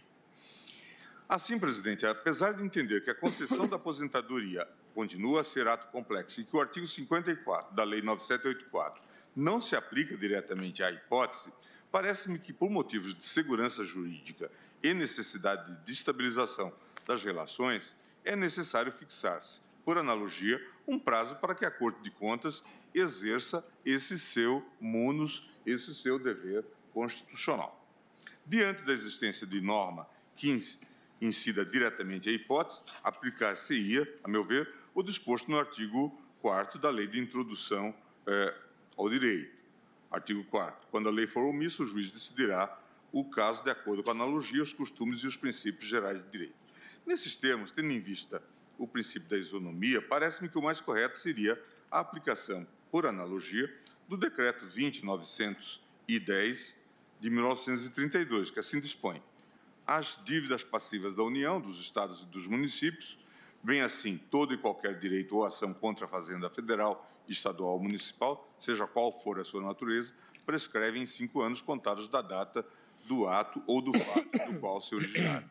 Ora, se o administrado tem prazo de 5 anos para buscar qualquer direito contra a Fazenda Pública, também podemos considerar que o poder público, no exercício do controle externo, teria o mesmo prazo para rever eventual ato administrativo favorável ao administrado. Podemos citar ainda a utilização do prazo de 5 anos pela Lei 9873 de 99, que dispõe sobre a prescrição para exercício de ação punitiva pela administração pública federal, direta e indireta, bem como a própria Lei 9784, que, apesar de não se aplicar diretamente ao caso, pode servir de diretriz para a fixação de prazo razoável ao Tribunal de Contas. Feitas essas considerações, parece-me, presidente, que a fixação do prazo de 5 anos se afigura razoável para que o TCU proceda ao registro dos atos de concessão inicial de aposentadoria, reforma ou pensão, após o qual se considerarão definitivamente registrados. Diante de todo o quadro já exposto, verifica-se que a discussão acerca da observância do contraditório e da ampla defesa após o transcurso do prazo de 5 anos depois da chegada do processo ao TCU encontra-se prejudicada. Isso porque, fim do referido prazo, o ato de aposentação considerar-se-á registrado tacitamente, não havendo mais a possibilidade de alteração pela Corte de Contas. Sugiro, então, a fixação da seguinte tese de repercussão geral a ser aplicada de maneira objetiva aos recursos extraordinários que versem sobre as mesmas questões. Em atenção aos princípios da segurança jurídica e da confiança legítima, o Tribunal de Contas da União está sujeito ao prazo de 5 anos para o julgamento da legalidade do ato de concessão inicial de aposentadoria, reforma ou pensão, a contar da chegada do processo àquela Corte. Essa parece ser a questão mais delicada, que temos aqui muitas assimetrias, muita demora na remessa dos processos ao Tribunal de Contas. Com relação ao caso concreto, a União interpôs recurso extraordinário contra o acordo do TRF da 4ª Região, aduzindo em síntese que o Tribunal de Contas não está sujeito ao prazo decadencial de 5 anos previsto na Lei 9784 para análise da legalidade do ato de aposentadoria. Após detida a análise dos autos, verifico que a aposentadoria foi concedida pelo órgão de origem em 1º de 9 de 95, tendo o processo de deferimento inicial do benefício chegado ao Tribunal de Contas da União em 18 de 7 de 96, que em 4 de 11 de 2003, ao analisar a legalidade da aposentadoria do servidor público concedida há mais de 7 anos, constatou a existência de irregularidades, motivo pelo qual considerou ilegal o ato de concessão. Extrai-se ainda da inicial que o servidor foi notificado da decisão do TCU, sendo oportunizada a interposição do recurso administrativo, o qual foi rejeitado nos termos do acórdão tal. Nessa esteira, reexaminando o caso dos autos, verifico que transcorreram mais de 5 anos entre a chegada do processo ao TCU e a decisão proferida pela Corte de Contas, e quase 24 anos até a presente data, o que atrai a incidência, de alguma forma, do princípio da segurança jurídica. Por isso, eu estou negando o provimento ao recurso da União, pois, apesar de entender que o artigo 54 da Lei 9784 não se aplica diretamente à análise da legalidade do ato de aposentadoria pelo Tribunal de Contas, é necessária a observância do prazo de 5 anos a contar da chegada dos autos à Corte de Contas, em atenção aos princípios da segurança jurídica e da confiança legítima. Eu me dispenso de fazer mais considerações sobre esse tema. O ministro Fachin já o fez, perpassando toda a jurisprudência do tema, inclusive a mais recente sobre a matéria, tendo em vista esse pano de fundo de segurança jurídica e do contraditório da ampla defesa. É como voto. Agradeço ao ministro Gilmar Mendes. Senhor presidente, Vossa Excelência me permite, apenas muito brevemente, enaltecendo o voto que o eminente ministro relator traz à colação e registrando que Sua Excelência está agora propondo a negativa de provimento, portanto, eu estou acompanhando Sua Excelência na conclusão.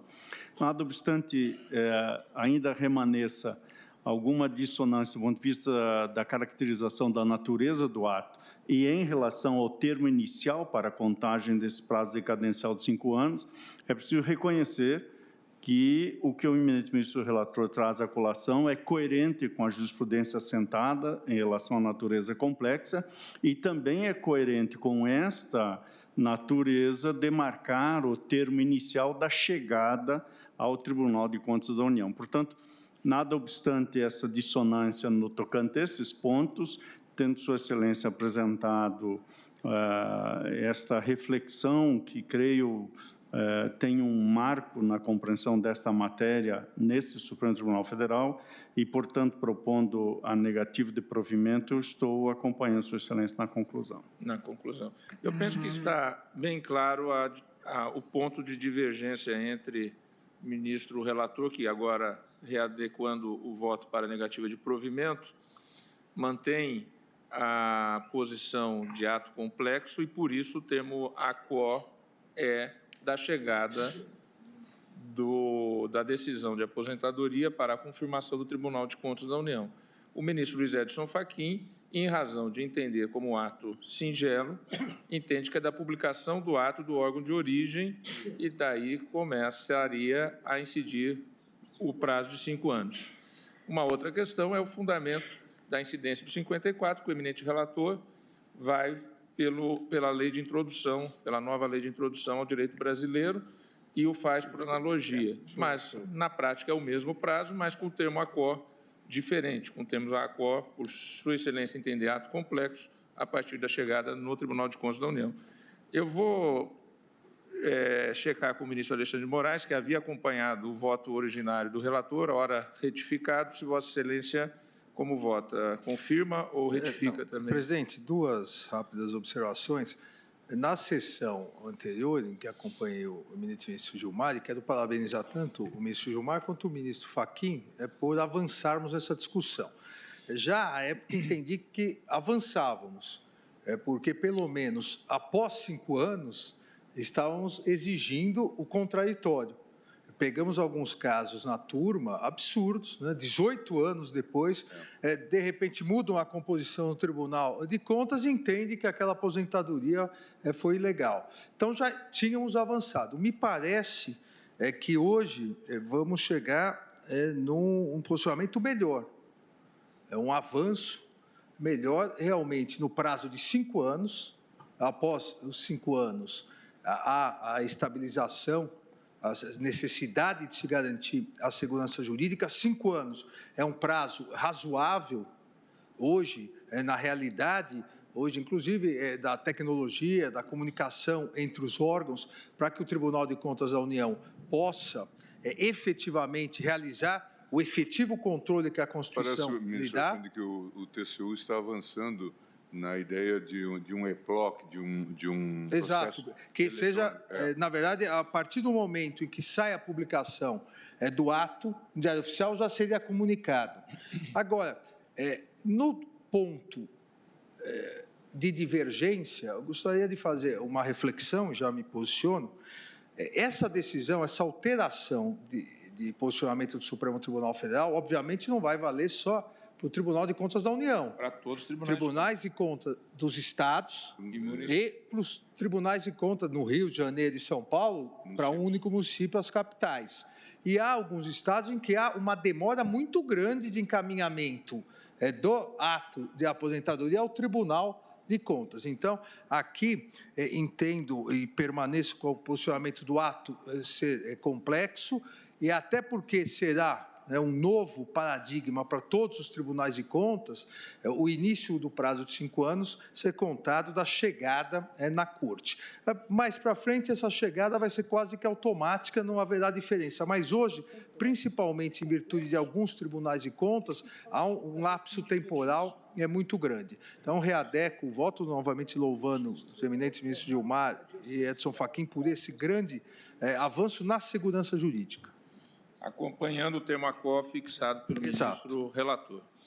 Ministro Luiz Roberto Barroso, como vota? Eu cumprimento tanto o ministro Fachin quanto o ministro Gilmar por voltarmos a essa discussão. Quando eu estudei esse caso lá atrás, e tive acesso ao voto do ministro Gilmar, eu disse, acho que a gente devia virar essa jurisprudência, mas mexer em jurisprudência é sempre delicado, está consolidado há muito tempo. Mas eu acho que, em boa hora, o ministro Fachin trouxe a questão e o ministro Gilmar reajustou, e eu também estou indo pela mesma linha. Eu nem vou entrar na discussão nesse momento, porque acho desnecessária, do ato ser complexo ou não. Mas eu considero que o termo AQUO é de 5 anos, e tampouco vou entrar na discussão, presidente, o ministro Gilmar fez referência ao decreto 20.910, que é de 32, que é a regra geral da prescrição em relação à fazenda pública, e aqui há a discussão do artigo 54 da Lei 9.784, num caso seria prescrição, no outro caso seria decadência. Mas a proposta de tese de Sua Excelência fala 5 anos tucur, e, portanto, eu estou de acordo com a tese dos 5 anos. Portanto, em verdade, estou de acordo com a tese do ministro Gilmar Mendes, de que o prazo é de 5 anos, conta-se da entrada no Tribunal de Contas. É isso, acho que essas são as duas únicas questões relevantes. Prazo de 5 anos. A partir do Tribunal de Contas. Eu estou indo na linha do ministro Fachin, porém, acompanhando o ministro Gilmar na fixação do termo AQUO. Agradeço, ministro Luiz Roberto Barroso. Ministra Rosa Weber. Senhor presidente, eu, na sentada anterior, já trazia voto acompanhando o ministro Gilmar Mendes, cujo estudo agora, a partir desse incentivo à revisita do tema trazido pelo ministro Fachin, eu louvo e acompanho. Adotei como norma, em se tratando de uma corte constitucional, a observância da jurisprudência da Corte, e tem N precedentes da minha lavra nessa linha, inclusive um bem antigo, mandado de segurança 25.568, onde eu fiquei de redatora designada, Vossa Excelência era o relator, defendendo a tese da ampla defesa do contraditório. Acho interessantíssimo que agora tenhamos conseguido dar um passo que me leva à firme convicção de que estamos decidindo de uma forma mais justa em favor do jurisdicionado. Então, eu estou acompanhando o voto reajustado do ministro Gilmar Mendes e fico no ato, continuo por hora, considerando a aposentadoria como um ato complexo. Mas, quem sabe, vamos revisitar. Estive examinando o ato composto, também não seria possível, e eu havia seguido a jurisprudência. Aliás, o ministro Fachin tinha... Ministra Rosa, presidente, uma observação que eu considero importante. Um ato simples. Perdão. Não, eu digo, eu ainda não avanço para afirmar que se trata de um ato da mesma forma, eu acho que mas eu vou firmei posição. Pensar. Mas aqui é um ponto importante. Nós temos uma jurisprudência firme de muitos anos e a estamos alterando agora com caráter prospectivo, senão a gente vai invalidar tudo que foi feito para trás. Portanto, acho que essa é uma mudança que vale para este caso, que, aliás, nem precisava, e vale mas vai valer para os casos que estão suspensos nos tribunais. Sim. Que é a repercussão geral. Só não valeria para os casos já definidos. Isso, o que está em tramitação se aplica, mas o que já foi definido, não. Tá certo? Porque, senão, a gente vai criar uma instabilidade imensa. O tema AQUO, ministra Rosa, só para eu confirmar, é o da chegada no Tribunal de Contas, Gilmar, sem se comprometer com a natureza do ato. Isso. Ministro Ricardo Lewandowski. Presidente, eu acompanho o ministro Gilmar também, entendo que é um prazo razoável, tem fundamento legal, começa-se a contar a partir do ingresso do processo no Tribunal de Contas, mas também me reservo o direito de pensar melhor sobre a natureza do ato, se é complexo, se é composto, até porque o artigo 71.3 da Constituição diz que compete ao Congresso Nacional, com auxílio do Tribunal de Contas, apreciar para fins de registro. É um mero registro. Agora, há os que dizem que é uma formalidade essencial para a complementação do ato. Mas, enfim, é uma matéria de autoindagação. Mas, por hora, eu me alinho à maioria que já se formou e entendo, então, que o prazo de 5 anos se conta a partir do ingresso do processo no Tribunal de Contas, nos Tribunais de Contas brasileiros. E como voto? Agradeço, ministro Lewandowski. Ministro Marco Aurélio. Presidente, eu diria, pronto, estão todos aposentados.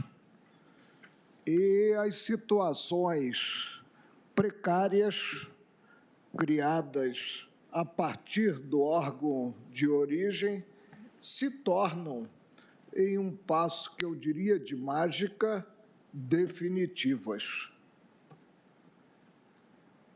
Nós temos que pensar no Brasil. Nós temos que pensar na segurança jurídica.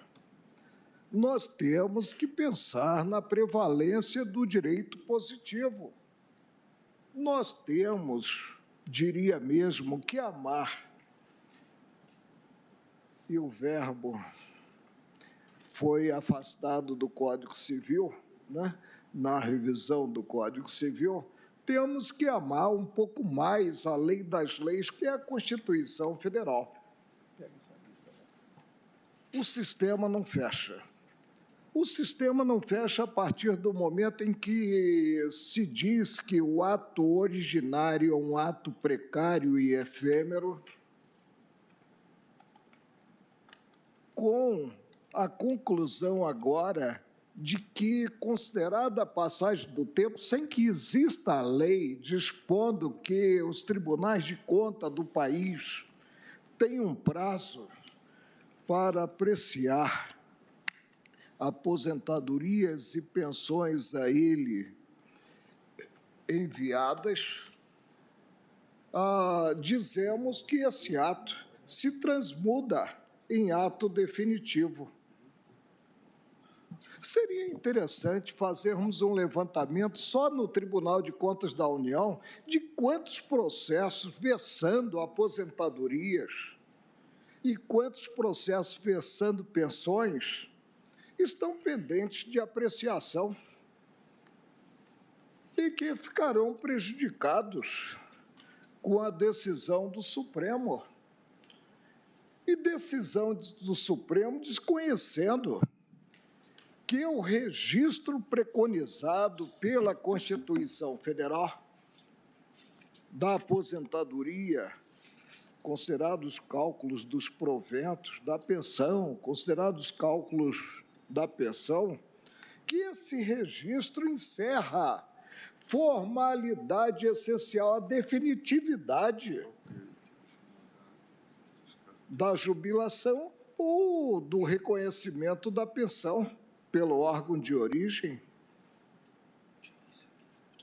A lei que cogita da decadência, o que ela pressupõe? Ato jurídico perfeito e acabado. E aí a administração pública tem 5 anos para revê-lo. Mas no caso do processo de aposentadoria, do processo alusivo à pensão, não se tem presente o ato primeiro, que é o ato do órgão de origem do servidor, não se tem ato jurídico perfeito e acabado. Como fazer incidir esse prazo e dizer que a administração pública decaiu da possibilidade de proceder numa fase que compõe a rigidez do ato primeiro, que é a fase de registro? Como, sem uma lei que preveja expressamente com sanção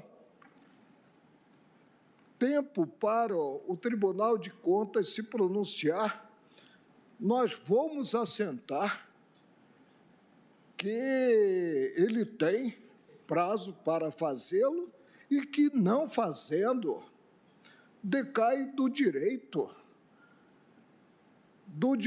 de cumprir a Constituição Federal, que é um direito-dever, e proceder à análise sob o ângulo da legalidade para registro do que lhe foi encaminhado. É um passo, presidente, demasiadamente largo. E não é o fato de o Supremo não ter acima dele um órgão para rever as decisões que profere, que levará o Supremo a fechar a Constituição Federal e simplesmente a colocar em segundo plano o arcabouço normativo, tal como elaborado pelos nossos representantes, pelo Congresso Nacional. Ao contrário, essa circunstância cobra dos integrantes do Supremo uma responsabilidade maior. E já se disse aqui que nós estamos decidindo com uma repercussão ímpar no Brasil, que é um Brasil continental. Não existe apenas como órgão de controle o Tribunal de Contas da União. Nós temos situações concretas que não desagam no Tribunal de Contas da União. Temos situações concretas que envolvem servidores de municípios, servidores de estados, que se encerram no Tribunal de Contas de origem. E são N, presidente, são milhares de processos que aguardam crivo do órgão de controle há mais de 5 anos. E aí vamos desconhecer que o ato é complexo para dizer que o subsequente não precisa mais ser praticado, sacramentando-se, portanto, que estabelecido pelo órgão de origem do servidor ante a passagem dos 5 anos? Onde está no arcabouço normativo pátrio que, passados os 5 anos,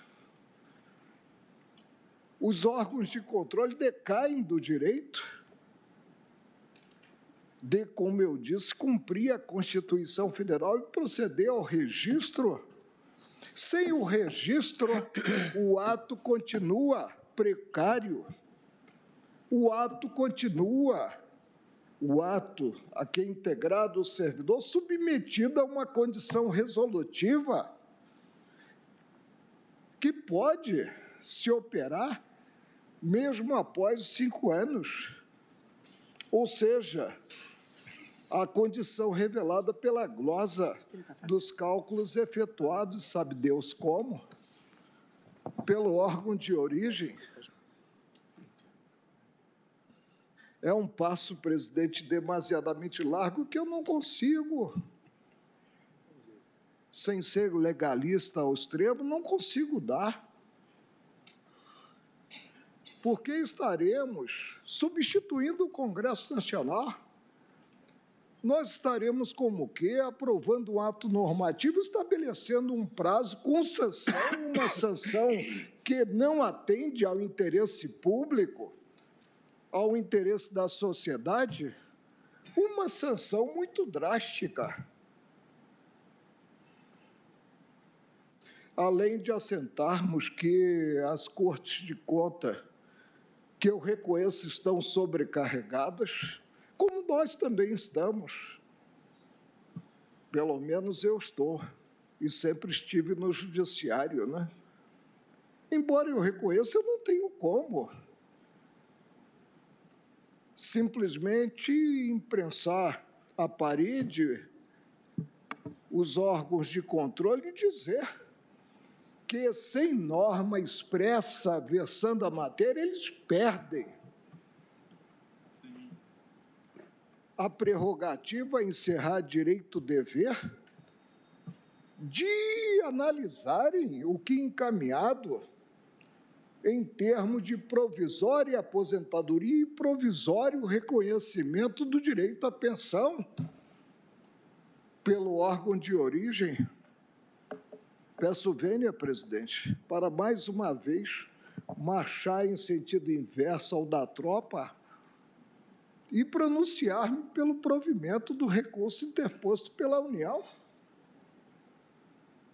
Porque, vou repetir, em primeiro lugar, não tenho como aplicar a lei que versa o quinquênio como prazo decadencial alusivo à possibilidade de a administração rever as próprias decisões.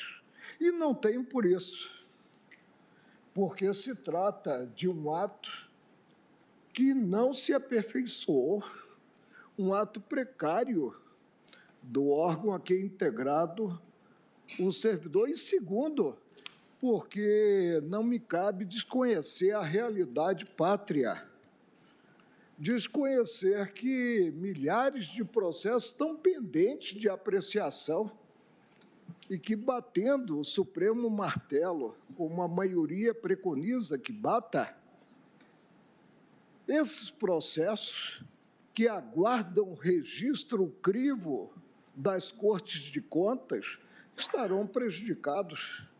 Quem sabe, presidente?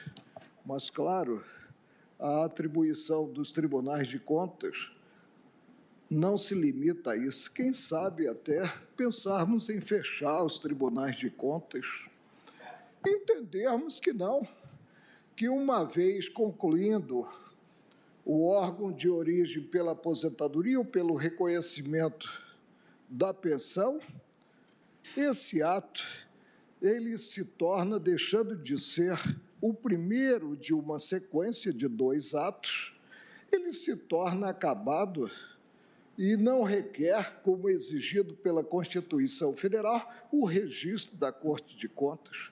Provejo, presidente, o recurso. Presidente, só para dar uma tranquilidade, quando discutimos, o ministro Fachin e eu, já na sessão passada, nós tínhamos essa preocupação e fizemos, então, por isso eu pedi informação ao Tribunal de Contas da União, que revelou que tinha uma preocupação, sim, se a incidência do prazo se desse a partir da publicação do ato, porque aí realmente há um tempo bastante relevante, uma média de mais... No ponto, há 6 votos, há 7 votos pela negativa de provimento do recurso da União e 1 voto do ministro Marco Aurélio pelo provimento. Quanto ao termo ACOR, há 6 votos pela chegada no TCU. Isso.